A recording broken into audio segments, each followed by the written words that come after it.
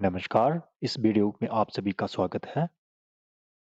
इस वीडियो का टॉपिक है डाइजेस्टिव सिस्टम, जिसमें हम देखेंगे डाइजेस्टिव सिस्टम के parts and functions of digestive system. बहुत छोटा-सा टॉपिक है ये। जैसा कि आप जानते हैं, हम यहाँ पे कवर कर रहे हैं हेल्थ एंड वेलनेस जो जम्मू जे-एंड-के का सेमेस्टर फर्स्ट और सेकंड का वैल्यू एडेड कोर्स है।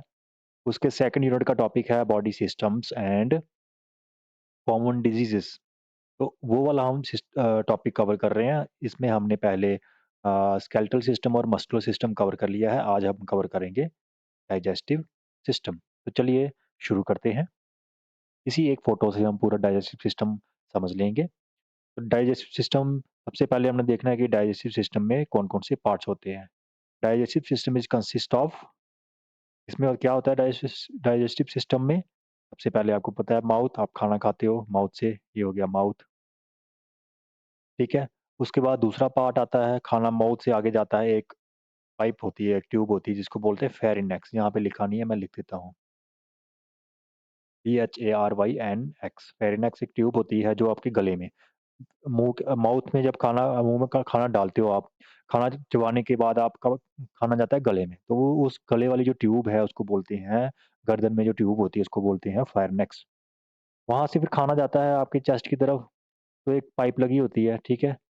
उस पाइप को बोलते हैं ईसोफेगस। ये लिखा हुआ है यहाँ पे ईसोफेगस, जहाँ इसको बोलते हैं फूड पाइप। क्या बोलते हैं? Food pipe. फिर फूड पाइप के जरिए कहाँ खाना कहाँ चला जाता है? वो चला जाता है स्टोमक में। तो स्टोमक, ये है स्टोमक आपका, ठीक है? ये एक पार्ट हो गया, ठीक है? फेरिनेक्स, ईसोफेगस, स्टोमक। उसके बाद फिर स्टोमक से खाना जाता है आगे, एक पाइप होती है पतली-सी, काफ़ी लंबी होती है ये, इसको बोलते हैं स्मॉल इंटेस्टाइन। ये यहाँ से लेके ये यहाँ तक होती है। क्या बोलते हैं इसको? Small intestine. तो ये होगी आपकी स्मॉल इंटेस्टाइन।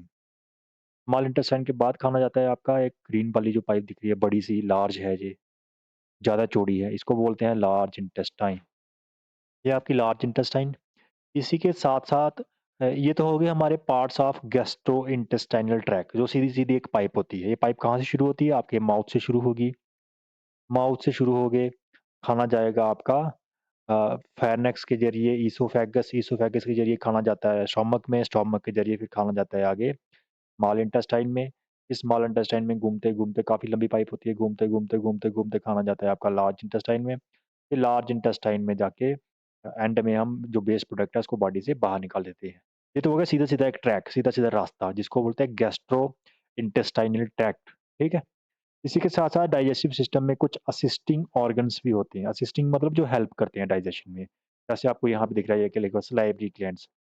आप खाना खाते हैं, आपके माउथ में सलाइवा आता है, सलाइवा आता है। क्या आता है? सलाइवा, थूक आता है ना, वो कहाँ से आता है? सलाइवरी ग्लैंड से आता है। वो हो गए सलाइवरी ग्लैंड्स। और कौन-सा असिस्टिंग ऑर्गन है? एक होता है लीवर, गुर्दे का आपने नाम सुना है, उसको भी डाइजेस्टिव सिस्टम में काउंट करते हैं। और लीवर कनेक्टेड होता है स्मॉल इंटेस्टाइन के साथ। ये हो गया लीवर। और एक होता है ये छोटा-सा आपको दिख रहा है पत्ते जैसा एक, ये है पैंक्रियाज़, ये लिखा हुआ पैंक्रियाज़। तो ये 3 असिस्टिंग ऑर्गन हैं, ठीक है? चलिए जल्दी-जल्दी हम साफ करके इसको फिर से देख लेते हैं, डाइजेस्टिव सिस्टम में कौन-कौन से पार्ट्स होते हैं, आपको रिवाइज़ भी हो जाएगा और क्लियर भी हो जाएगा, ठीक है? कौन-कौन से हैं? सबसे पहले माउथ, फिर फेरिनेक्स, फिर ईसोफेगस, फूड पाइप जिसको बोलते हैं, उसके बाद आएगा स्टोमक, स्टोमक के बाद स्मॉल इंटेस्टाइन, जो लंबी सी है, ट्यूब है पूरी, ये लंबी ट्यूब ये वाली। स्मॉल इंटेस्टाइन के बाद लार्ज इंटेस्टाइन जो ग्रीन कलर की है, ये असेंडिंग है, ऊपर की तरफ असेंडिंग कॉलर, पैरेलल जो है वो ट्रांसवर्स कॉलन, और जो डिसेंडिंग नीचे की तरफ डिसेंडिंग कॉलन, रेक्टम और एनस, ये सारा लार्ज इंटेस्टाइन के पार्ट्स हैं। उसके बाद सलाइवरी ग्लैंड्स, सलाइवा जो फेंकते हैं हमारे खाने में, वो माउथ में होते हैं। उसके बाद लीवर, आपको पता है जिसको गुर्दा बोलते हो आप। उसके बाद ये पैंक्रियाज़, ये पत्ते की तरह एक है, ये पैंक्रियाज़ है। लीवर और पैंक्रियाज़ क्या करते हैं, ऐसे जूस हमारे ऐसे केमिकल्स हमारे उसमें डालते हैं, खाने में डालते हैं जिनसे खाना पचता है, ऐसे हार्मोन्स डालते हैं जिनसे खाना पचता है, ठीक है? ये हो गए पार्ट्स ऑफ डाइजेस्टिव सिस्टम। तो चलिए अब देखते हैं कि इन पार्ट्स का फंक्शन क्या है, ये क्या काम करते हैं। कुछ-कुछ फंक्शन तो हमने अभी भी डिस्कस कर लिया ना, फिर भी देख लेते हैं, थोड़ा और देखते हैं और जल्दी समझ आ जाएगा आपको। पार्ट्स ऑफ डाइजेस्टिव सिस्टम में सबसे पहला पार्ट कौन-सा है आपको हमने बताया? कौन-सा है? माउथ। माउथ का काम क्या है? आप हमने काम देखना है, पार्ट देख लिए काम, माउथ का काम क्या है? खाने को खाना, बॉडी के अंदर डालना। उसको बोलते हैं इंजेशन। क्या बोलते हैं? इंजेशन। इंजेशन होता है खाना खाना। माउथ के ज़रिए खाओगे? माउथ में क्या होते हैं? माउथ में होते हैं टीथ। टीथ। टीथ क्या करते हैं? दाने को, खाने को ब्रेक डाउन करते हैं। क्या करते हैं? Break down.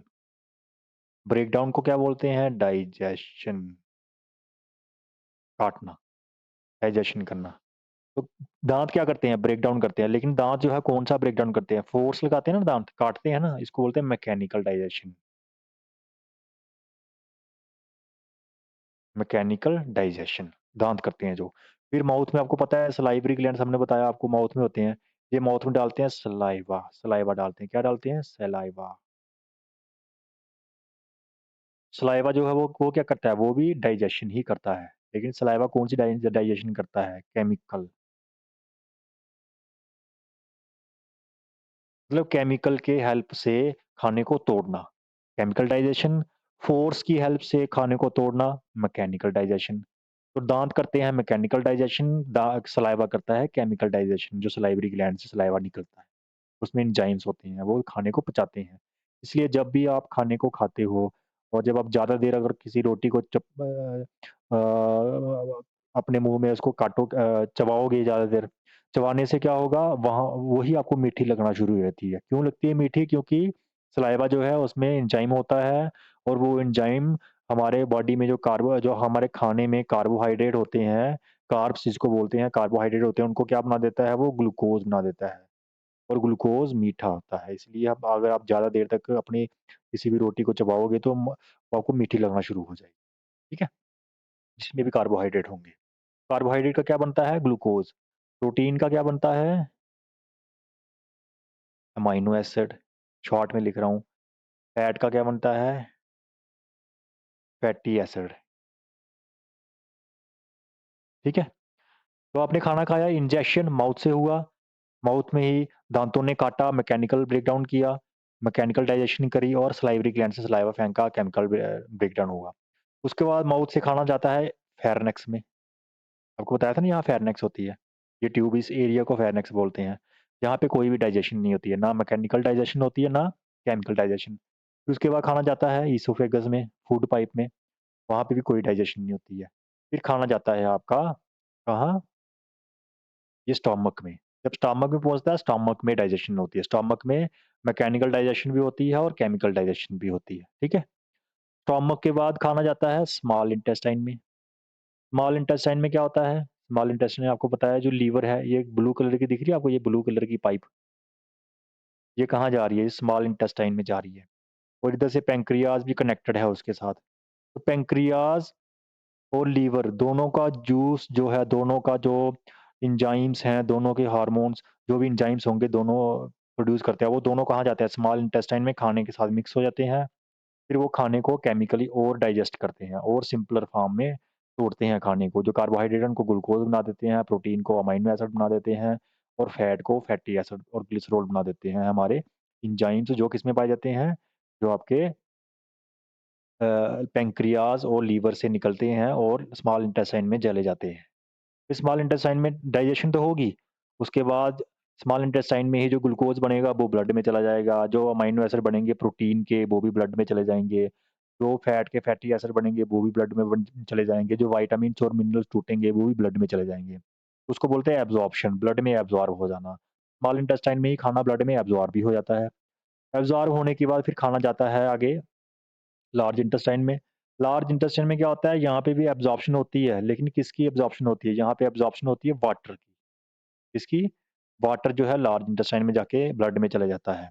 फिर वहाँ से आगे जाके जब खाना आगे जाता है, लास्ट में जो वेस्ट प्रोडक्ट है, वो बॉडी से हम बाहर निकाल देते हैं through the process of defecation, ठीक है? उसके ज़रिए हम बॉडी से बाहर निकाल देते हैं उसको। तो ये थे आपके पूरे फंक्शंस। एक बार मैं जल्दी-जल्दी रिवाइज़ करता हूँ ताकि आपको समझ आ जाए। फंक्शंस रिवाइज़ करेंगे। ऑर्गन्स अपने आप ही रिवाइज़ हो जाएँगे। ये देखिए फंक्शंस कैसे रिवाइज़ करता हूँ, 1 मिनट में आपको समझ आ जाएगा। सबसे पहले अपना खाना खाया आपने? क्या बोलेंगे? Ingestion. Injection of food through mouth, खाना जो है माउथ के ज़रिए बॉडी में जाता है। माउथ में क्या होता है? सलाइवरी ग्लैंड्स वो सलाइवा डालते हैं खाने में और टीथ होते हैं वो खाने को काटते हैं। जब टीथ काटेंगे उसको बोलते हैं मैकेनिकल ब्रेकडाउन। जब सलाइवा खाने को तोड़ेगा उसको बोलते हैं केमिकल डाइजेशन। तो माउथ में मैकेनिकल डाइजेशन भी होती है, केमिकल डाइजेशन भी होती है। फिर माउथ से खाना आगे जाता है फेरनेक्स में, कोई डाइजेशन नहीं है, सिर्फ़ यहाँ से खाना आगे जाने का रास्ता है ये। फिर इसोफेगस भी एक रास्ता होता है, वहाँ से खाना आगे जाता है, कोई डाइजेशन नहीं होती है। फिर इसोफेगस से खाना चला जाता है स्टोमक में डाइजेशन होती है। मैकेनिकल भी होती है और केमिकल भी होती है। फिर उसके बाद खाना जाता है आगे लार्ज इंटेस्टाइन में, बहुत बड़ी ट्यूब है ये। इसमें पैंक्रियाज़ भी अपना जूस इसमें डालता है और लीवर भी अपनी सिक्रेशन इसमें डालता है। और दोनों से जो जूस आता है, दोनों से जो एंजाइम्स आते हैं, वो खाने को और पचाते हैं और डाइजेस्ट करते हैं और तोड़ते हैं, छोटा-छोटा बना देते हैं, जिससे वो ब्लड में जा सके। फिर स्मॉल इंटेस्टाइन में ही खाना पहले तो डाइजेस्ट होता है, फिर डाइजेस्ट होने के बाद एब्ज़ॉर्ब भी होता है। एब्ज़ॉर्प्शन सबसे ज़्यादा कहाँ होती है? स्मॉल इंटेस्टाइन में, ठीक है? वहाँ पे खाना आगे चलता रहता है, एब्ज़ॉर्ब होता रहता है। आगे चलता रहता है, न्यूट्रिएंट एब्ज़ॉर्ब होते रहते हैं, ब्लड में जाते रहते हैं, एंड में सिर्फ़ वेस्ट प्रोडक्ट बचता है और वाटर बचता है। फिर खाना जब जाता है आपका लार्ज इंटेस्टाइन में, तो लार्ज इंटेस्टाइन में जब भी खाना जाएगा, लार्ज इंटेस्टाइन में जाके क्या होगा, वहाँ पे वाटर जो है वो एब्ज़ॉर्ब होना शुरू हो जाएगा। वाटर एब्ज़ॉर्ब होगा, फिर खाना और आगे चलता रहेगा, जो वेस्ट प्रोडक्ट है, अब वाटर एब्ज़ॉर्ब होता रहेगा, धीरे-धीरे बॉडी से उसको आप बाहर निकाल देते हो और जो वेस्ट मटीरियल है उसको बॉडी से बाहर निकाल देते हो। यही देखो लिखा हुआ है इधर, injection of food through mouth, digestion, breakdown of large food particle into smaller one, दाँतों से भी होते हैं और केमिकल से भी होते हैं। फिर उसके बाद उसकी एब्ज़ॉर्प्शन हो जाती है। जैसे कार्बोहाइड्रेट है, वो डाइजेस्ट होके ग्लूकोज़ बन जाते हैं, प्रोटीन जो है डाइजेस्ट होके अमाइनो एसिड बनता है, फैट जो है डाइजेस्ट होके फैटी एसिड और ग्लिसरॉल बन जाता है। डाइजेशन का मतलब होता है उसको तोड़ना, याद रखना हमेशा। डाइजेशन का मतलब है तोड़ना, ब्रेक डाउन करना, छोटे-छोटे लार्जर पार्टिकल को स्मॉलर पार्टिकल में तोड़ना। एब्ज़ॉर्प्शन ऑफ न्यूट्रिएंट्स जो है वो होता है फिर स्मॉल इंटेस्टाइन में आपको बताया, वाटर एब्ज़ॉर्ब होता है, इलेक्ट्रोलाइट एब्ज़ॉर्ब होते हैं, ब्लड, और ये सारे ब्लड स्ट्रीम में ब्लड में चले जाते हैं और ब्लड इनको लेके जाता है पूरी बॉडी के पास।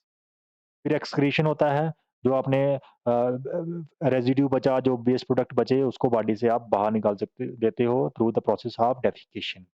ये था आपका structure and function of digestive system. तो स्ट्रक्चर में आपको हमने ऑर्गन्स के नाम बताए और फंक्शन में बताया खाना कैसे-कैसे पचता है और कैसे वेस्ट प्रोडक्ट बॉडी से बाहर निकलता है।